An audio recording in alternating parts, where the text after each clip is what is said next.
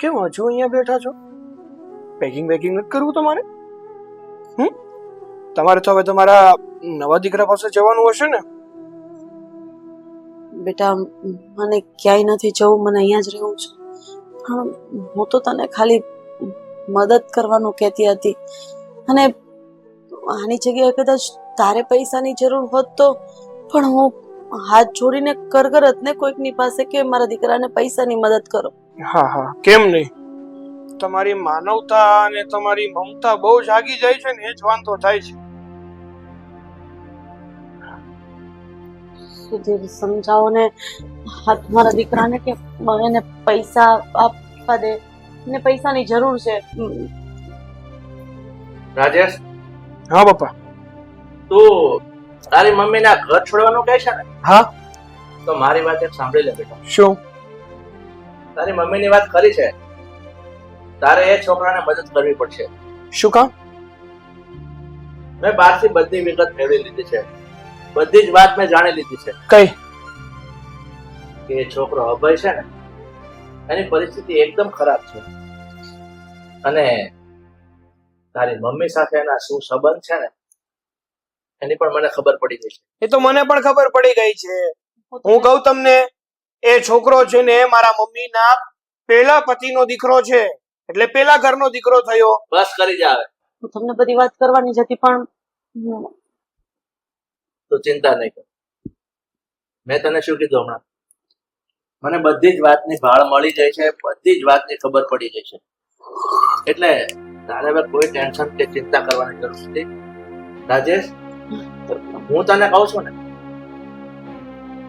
બની શકે ને એટલી મદદ તારે એને કરવાની છે. સાચું કહું ને પપ્પા, તો તમે આવું કહેતા સારા નથી લાગતા. શરમાવવું જોઈએ તમારે તો એ વિચાર કરવો જોઈએ કે મમ્મી હજુ સુધી એના પેલા ઘરને, પેલા વરને અને પેલા દીકરાને ભૂલી નથી શક્યા. હા, કેવી વાત કરે છે તું? હા, તો એ જ થયું ને.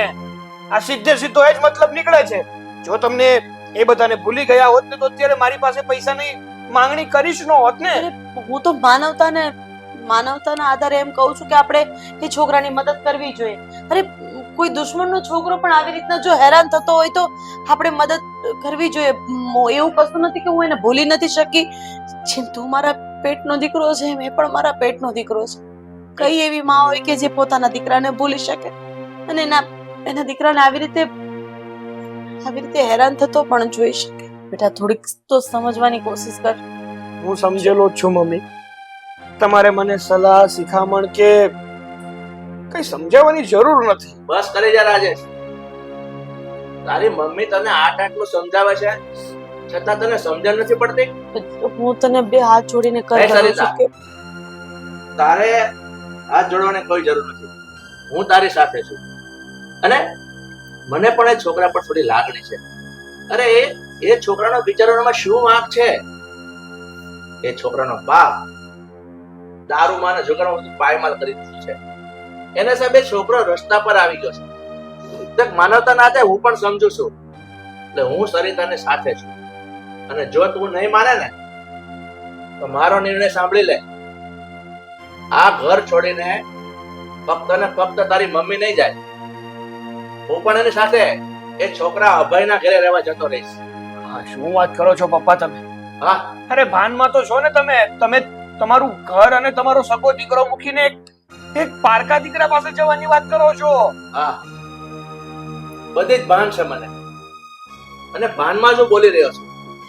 પણ તું ભાનમાં નથી ને, એટલે તને મારે ભાનમાં લાવવા જરૂરી છે. એટલે તું સમજ દીકરા, મારી વાત સમજ. ભગવાનની દયાથી આપણી પાસે સારો એવો બિઝનેસ છે, પૈસાની કોઈ કમી નથી.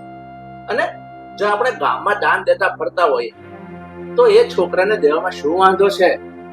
અરે, તારી તો ફરજ બની જવી જોઈએ. તમે એક માના કોઠામાં આળોટેલા બે ભાઈઓ છો. માનું છે કે એનો બાપ બીજો છે, પણ માં તો એક છે ને તમારી. એ નાતે તારામાં બેટા થોડી લાગણી ઉદ્ભવવી જોઈએ. રેવા દો. પથ્થર ઉપર પાણી રેડવાનો કોઈ મતલબ નથી. એને હવે માની જરૂર નથી ને, મોટો થઈ ગયો છે. હું મારા દીકરા પાસે જવાની તૈયારી કરું છું. ઉભા રહો, ક્યાંય નથી જવું. સાચું કહું ને તો તમે જ્યારે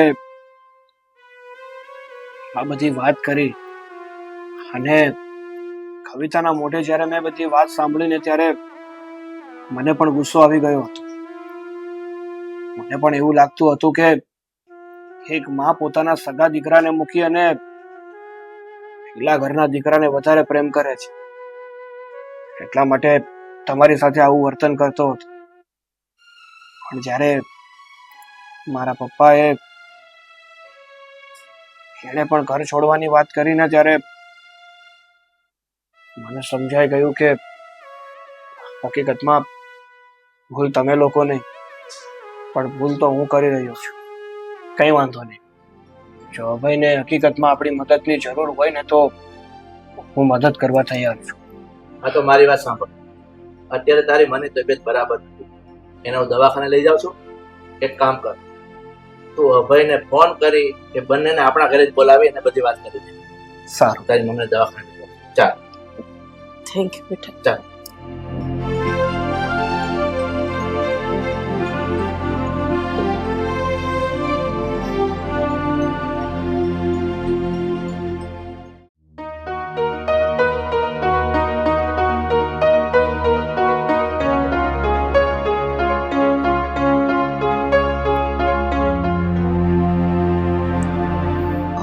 અને તમે લોકો આવો બેસો.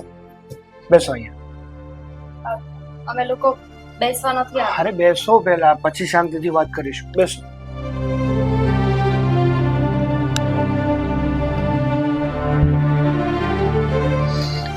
જો તમે લોકોએ અમને અહીંયા ફોન કરીને બોલાવ્યા, કઈ સમજાયું ને? તમારું કામ હતું ને એટલા માટે બોલાવ્યા છે. જો અમે લોકો હવે અમારી વધારે બેઇજ્જતી કરાવવા નથી માંગતા. અમે આ શહેર જ છોડીને જતા રહેવાના છે. આ તો તમારો ફોન આવ્યો ને એટલા મેં આવ્યું. અને હવેથી તમને હેરાન નહીં કરું. પૈસા મજબૂરી હતી એટલે એકવાર માંગવા આવવું પડ્યું, પણ હવેથી અમારું મોડું નહીં બને. તમારા લોકોને છે ને હવે ક્યાંય નથી જવા. આ શહેર છોડીને જવાની કોઈ જરૂર નથી. શું બોલો છો તમે? હા, જે પણ કઈ બોલી રહ્યો છું ને એકદમ સાચું બોલી રહ્યો છું. જિંદગીમાં બહુ મોટી ભૂલ થઈ ગઈ છે મારાથી. જે ભૂલ હવે હું સુધારવા માંગુ છું. આ તમે શું બોલો છો?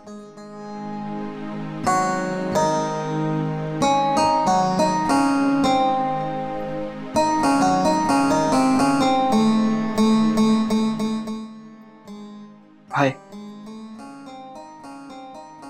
અત્યાર સુધી મને ખબર નહોતી કે તમે મારા મોટા ભાઈ છો અને હું તમારો નાનો ભાઈ. ઘણું અપમાન કર્યું છે મેં તમારું. ન કહેવાના શબ્દો કીધા છે, બહુ હેરાન કર્યા છે, મદદ કરવાની પણ ના પાડી દીધી. પણ મારા મમ્મી પપ્પાએ મને બધી સાચી હકીકત જણાવી દીધી.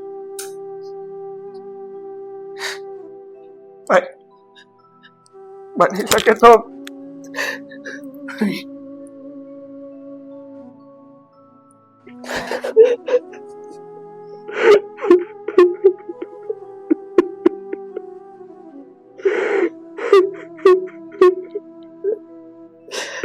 પ્લીઝ રડ નહીં.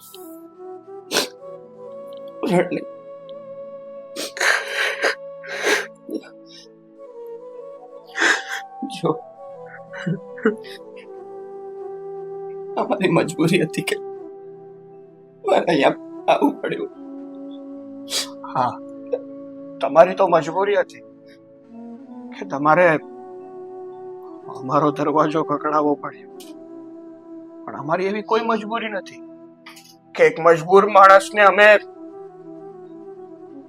અમે જલીલ કરીએ, એનું અપમાન કરીએ. એવો અધિકાર અમને કોઈ નતો આપ્યો.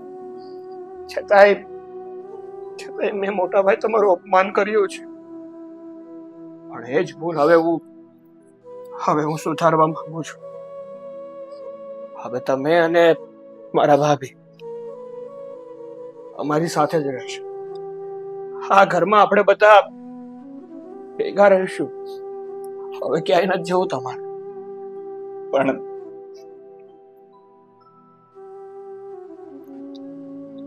અંકલ, મારી પપ્પા સાથે વાત થઈ ગઈ. સાચું કહું ને તો એણે જ કીધું છે. એમણે જ કીધું છે કે હવે આપણે બધાએ હળી મળીને રહેશું, એ પણ આ એક છતની નીચે. પ્લીઝ તમે લોકો ના નહીં પાડતા. હા. અને હા, જુઓ, નેહા ભાભી,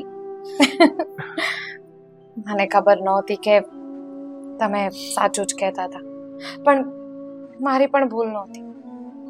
મેં પણ એ જ વિચાર્યું કે આવું કેવી રીતે બની શકે, એટલે ગુસ્સામાં ને ગુસ્સામાં મેં તમારી સાથે જેવો વ્યવહાર કર્યો એના માટે મને માફ કરી દેજો. શુભ, માફી ના માંગ અને જે થયું ને એને ભૂલી જા. ચલો, જે થયું તે સારું જ થયું છે, અને હવે બધી ભૂતકાળની વાતોને ભૂલી જઈએ તો સારું છે આપણા બધા. હા, તમારી બધી વાત સાચી છે. આમ પણ ભૂતકાળ ભૂલવા માટે જ હોય છે.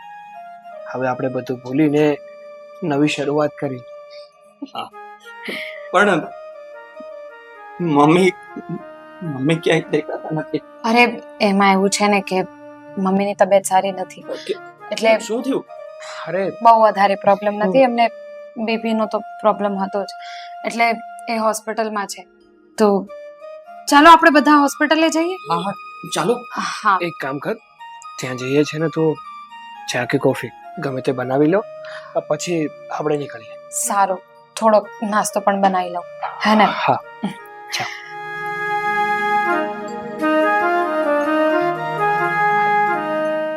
સોરી. અરે બસ બસ યાર.